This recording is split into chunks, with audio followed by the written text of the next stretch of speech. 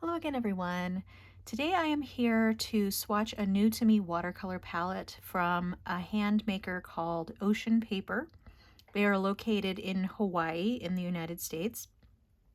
And this was a little bit of a splurge. I saw someone using these in a video for a class that I was taking, and I really liked the look of the colors because they seem to be a little bit unique.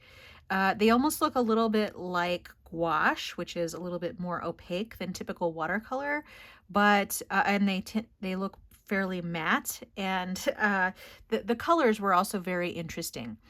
So these are handmade watercolors. I don't have the pigment information for these, and I'm not quite sure if they actually have the pigment information on their website. And basically, right after I purchased this, the maker has decided to make different kinds of palettes. They're plastic palettes for the most part. I think there still are some metal palettes that this maker has, but for the most part, they're selling their watercolors in little plastic palettes that I think are 3D printed now. So I'll put a link to the website. I don't think that this particular set is available anymore, but the colors should be, and some variation on these colors in different sets. I think you can buy the watercolors individually as well. But this just came in a standard metal tin here. But like I said, most of the new sets that they have there are in 3D printed palettes. Unfortunately, I do think that makes it a little bit more expensive than when I purchased them, but it is a little bit of a splurge. So this came with the palette, this little swatch sheet here, which I'm going to swatch on. I'm also going to do some larger swatches in this Pentalic watercolor sketchbook back here, which is non-cotton paper, but it's pretty good quality non-cotton paper. I've already unwrapped each of the individual pans. They're all half pans, and they came wrapped in these little pieces of paper that had a swatch of the individual color on them. I was able to get the names of the individual watercolors off of the side of the half pans. They were labeled. So, like I said, I'm going to be swatching on this little swatch sheet that came with this, and then I'm also going to be doing some slightly larger swatches back here. And I've already labeled all of these. I think I said that I got the names off of the side of the half pans. So let's go ahead and get in here. I'm almost approaching the end of this swatch book. So once I am done with this swatch book, which should be the next couple of things I get that I swatch in here, will fill it up. So once I'm done with that, I will do a flip through. All right, so I am using a Rhapsody sable brush from from Jerry's Artorama. It's a brush that I got way on sale when I got it, and I've been using it for pretty much all of my swatching unless I have a particular brush that I want to test out. I am going to wet each of these individual pans first, and how I'm going to do that is just put a little dot of water on each of these before I go in here and swatch. I never know with a new brand how easily they are going to re-wet. It's actually a pretty small drop of water on each of these, but we'll see if that does the trick. But I never know how easily they're going to wet, so I do try to wet them a little bit with a little bit of water. All right, so let's start. This is a little pulled out, but I'm going to swatch it this way so that you can kind of see the colors here while I'm swatching them, and then I will put the colors up closer to the camera so you can see them. This is just a new maker that I wanted to share with you because I had not heard of them before, and I'm always interested in independent makers that I haven't heard of before, especially for watercolor. And like I said, the colors were really pretty, and that's really what drew me to the sets. Okay, so this, actually let's do this first. So this is English Red. See if I can stay in the circle. That's often hard. I've already gone outside of it a little bit. So English Red does tend to be a fairly semi-opaque color. These are lovely. They are really, really smooth. Well, this one so far is really, really smooth, and it goes down really nicely. I'm actually going to see if I can pull this color out a little bit. Okay, this, like I said, this is the English red. And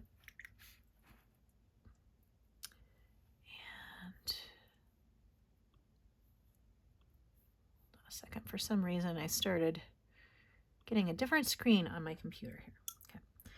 The next one is called Petal. And this looks like a really nice pastel pink. Oh, that's really pretty. Really very pretty.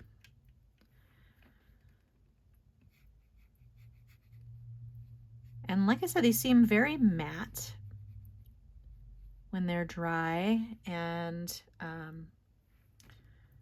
almost like gouache, because they do seem to be a little bit opaque.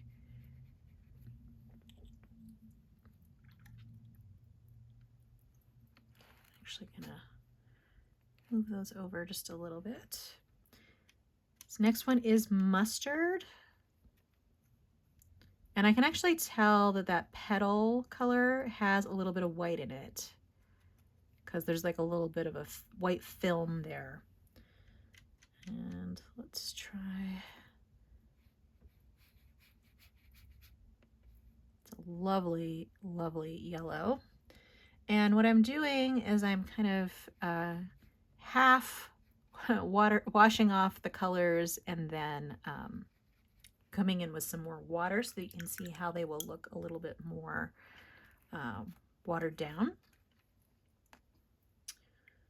The next one here is Naples Yellow Light, which also seems to be another pastel-y type color that has some white in it.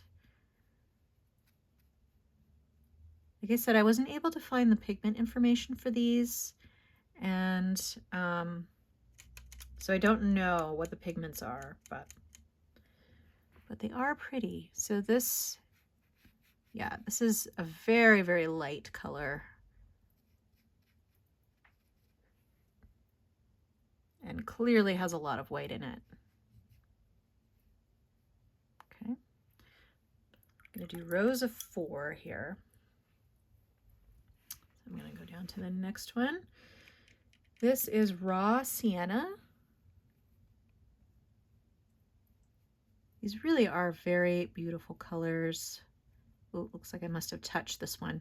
I can tell that because the oils on your fingers will kind of stick to the watercolor paper.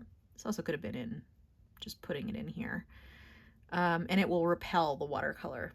So I try not to touch my watercolor paper, but it happens to the best of us. Okay. Another really beautiful color.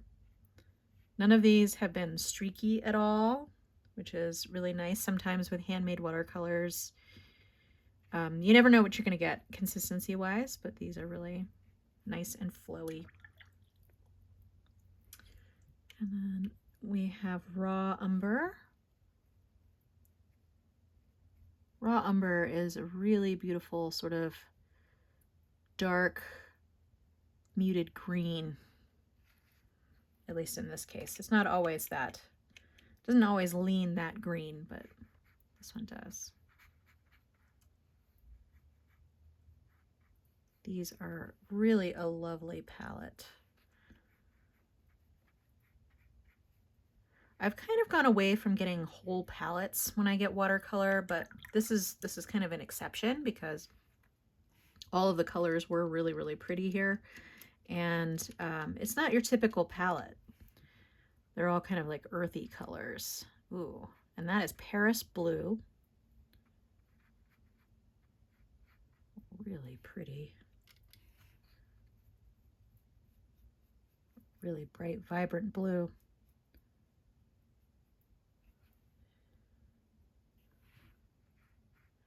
It's almost like a Prussian blue, I would say.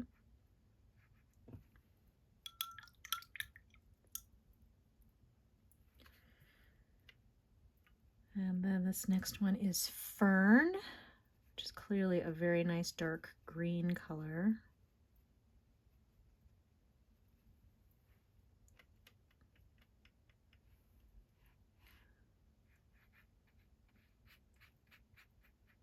And I would say that these have a little bit of a chalky texture. This one more than any of the prior ones.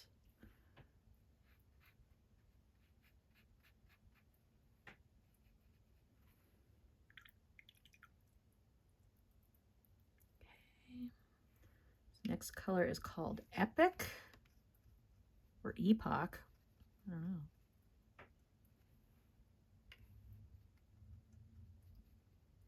That's a really beautiful color. I'm going to move this out of the way a little bit so that I can do my next row here.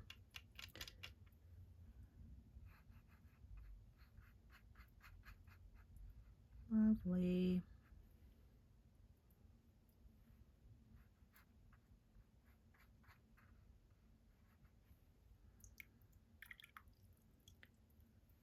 We have sort of a brighter green called Tropic Lush.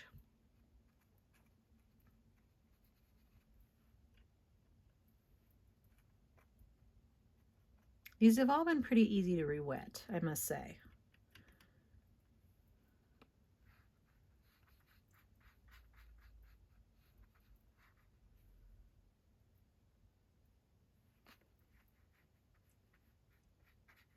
Very beautiful.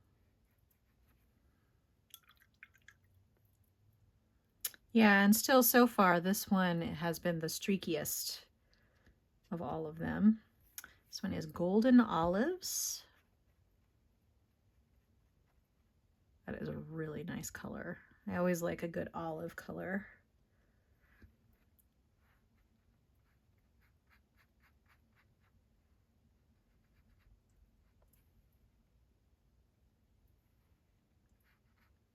Yeah, and my water is getting dirty pretty quickly with these as well. That could mean that it's really, really pigmented, but it could also mean that there's just a lot more opaque nature to these. Okay, this last one is Sea Clay. Again, really, really pretty. It's just such a beautiful palette here, and not typically what I would see.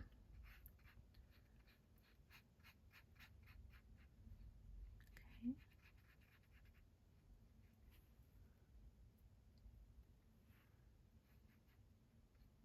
I think I rinsed too much of that pigment off, but let's go in there a little bit again. All right, really, really lovely. And they all wet, re-wet really, really easily. Here is the little swatch sheet. Really beautiful neutral colors. Love those. And then I'm going to show you the pans again.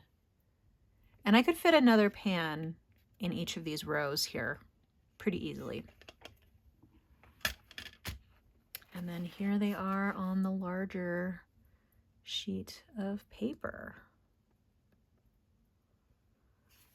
And they do have, I mean, they're not gritty.